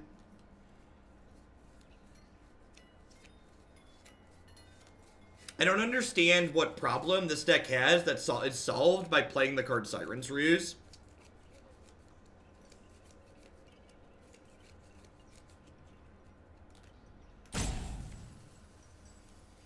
So, we finally hit our Wildgrowth Walkers, which just means we're no longer on the ropes, because, like, we've had way more mana than our opponent.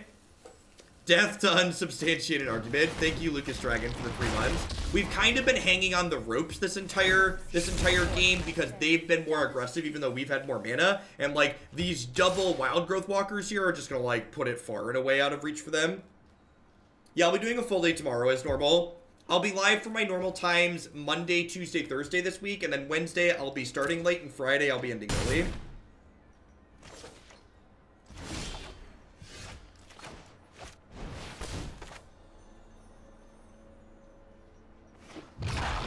Heard you had lethal, yep.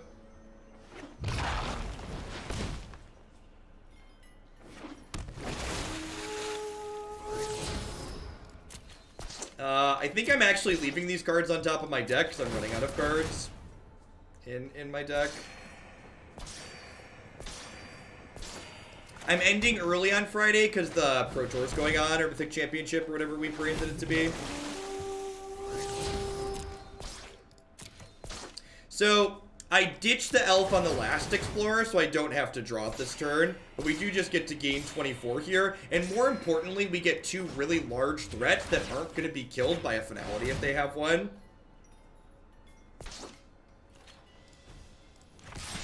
I'm going to go ahead and just hit them to 5 here.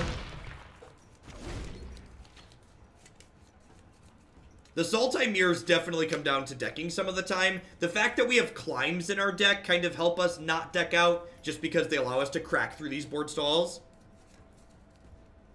Wednesday is the Rivals event. Twitch Rivals is Wednesday, that's why I'm starting late.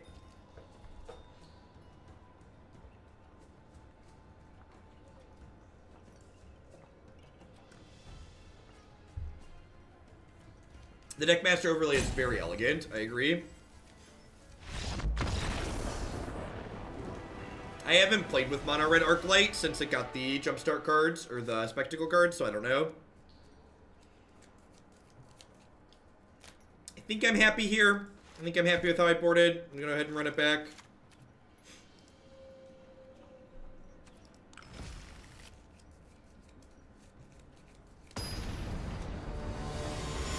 Yes, that was game 2, yep.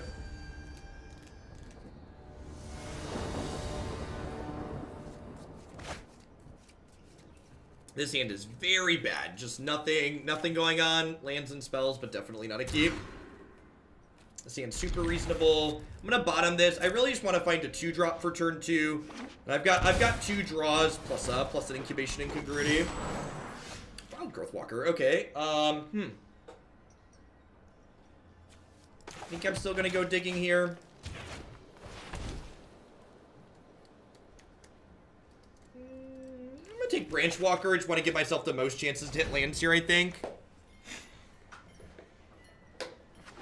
The fact that they have an elf on the play, it's really, if they have Vraska next turn, it's really kind of scary. I wonder if I'm supposed to bring in spot removal just because they have access to Hostage Taker like we do. Like, if they Hostage Taker us here, I feel a little bit bad. Vraska also feels not great. Just a cast down is fine for us. Sign me up. Do you have a land? No land here is great for us, obviously.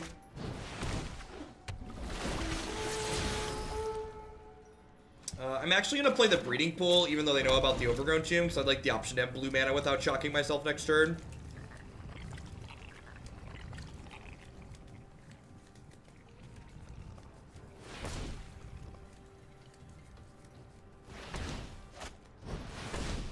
Sure.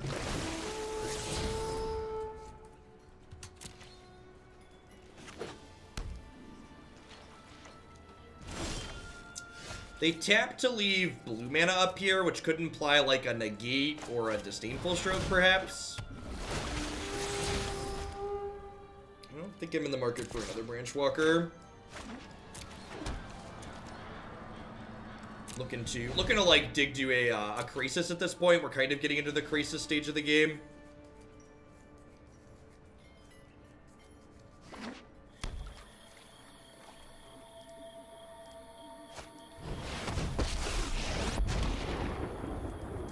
Chat, I want you to remember something very important. When I time out people for breaking the rules, I'm not mad at you. I'm just disappointed.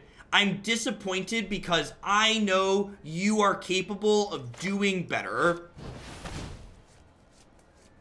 I know by the very fact that you're not banned in my chat that you are capable of being a functional human being and having a rational discussion.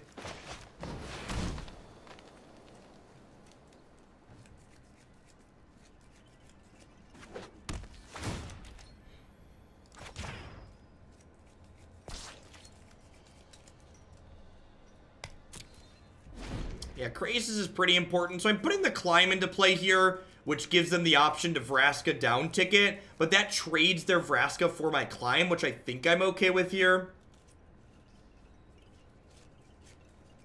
The problem is, because I have such a strong voice and I'm confident when I say things, people aren't used to hearing people speak with confidence, I guess. And I think people I know, actually, that people just associate anything said with confidence and a strong voice with being angry, which is just, like, not the case. And then the chat gets scrolling and I talk faster, which then makes other people think I'm upset too. It's okay, really.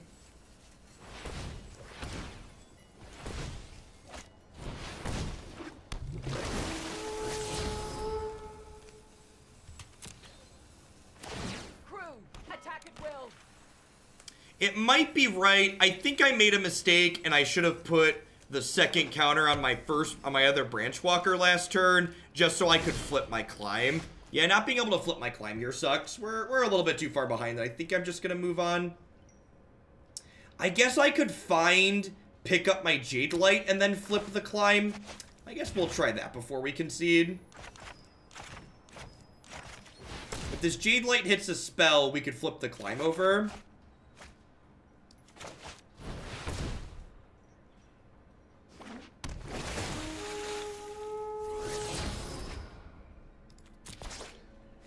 Yeah, I think the fact that I put this on the other Branchwalker last turn means I'm likely to lose. Because otherwise I could have flipped this turn and then sailed into the Vraska. So that really small decision definitely cost us this game, most likely. And, like, we're not guaranteed to win if we kill the Vraska here, but, like, we're not going to lose. That's the first step in this game. Whereas, like, now, like, we're going to be too far behind and we're going to die.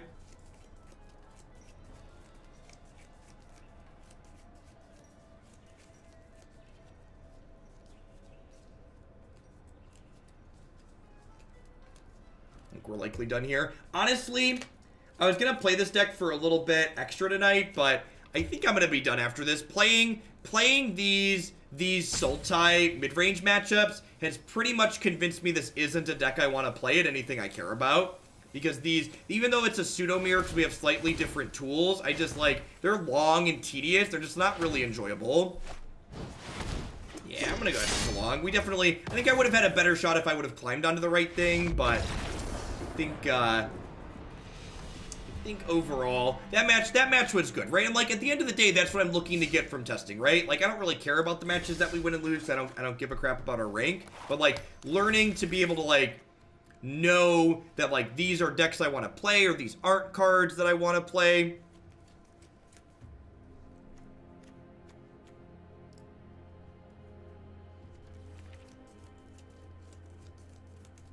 You couldn't confidently talk your way into a sponsor.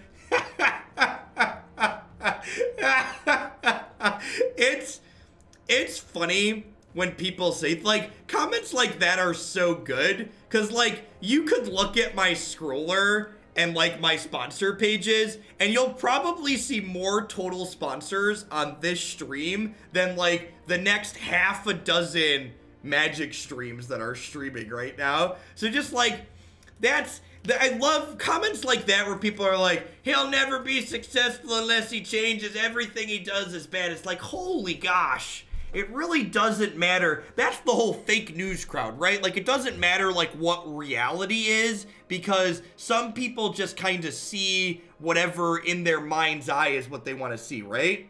Prince Tay, thanks for the 3 months. I appreciate the quarter of a year. Welcome back. Thanks for keeping me around. Yeah. Anywho, I'm gonna go ahead. B Revin, thank you for the brand new Prime support. There's a lot of great people making a lot of great stuff here on Twitch. Thanks for shipping your Bezo bucks this way this month. I think this is probably the best version of the Climb deck that I've played. Hostage Taker is really good. Scarfed, thanks for the 13. Welcome back. And, like, Assassin's Trophy and these cards are good, but I honestly, the blue-green mirrors and Sultai mirrors, they are so brutal in just, like, how long you have to slog through. And if that's your cup of tea, I think this build seems very reasonable. I really think Climb is good in those mirrors for, like, breaking those board stalls and jumping over and, like, letting your non-Krasis creatures block their Krasis creatures. Forget Freeman, thanks for the Prime support. Welcome, I appreciate that. I think this just isn't for me, though. I wasn't sure if I wanted to play this archetype or not. I think we're gonna play like some Jundwhirler and some more white aggro tomorrow at some point, and like sort out which of the other decks that I enjoy in the format that I'm interested in playing. Fate 13, thanks for the brand new Prime support. I appreciate that. Thanks for keeping me around. Alright, that's going to be it for you for today, folks. I've been live for a little bit over 12 hours. I'm going to get everything cut up and on YouTube here in a little bit after I grab something to eat. And you remember, if you want to see more content for myself, you can check out my website. I'm going to be live for another 8 to 10 hours tomorrow, as well as starting about 8 a.m. and most days this week. I'm going to find someone to host here on Twitch here, for those of you that would prefer to stay here as opposed to YouTube. So, catch y'all around soon.